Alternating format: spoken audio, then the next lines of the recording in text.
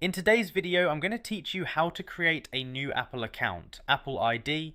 So go ahead and grab your iPhone and open up the Safari browser, that blue compass icon on your home screen.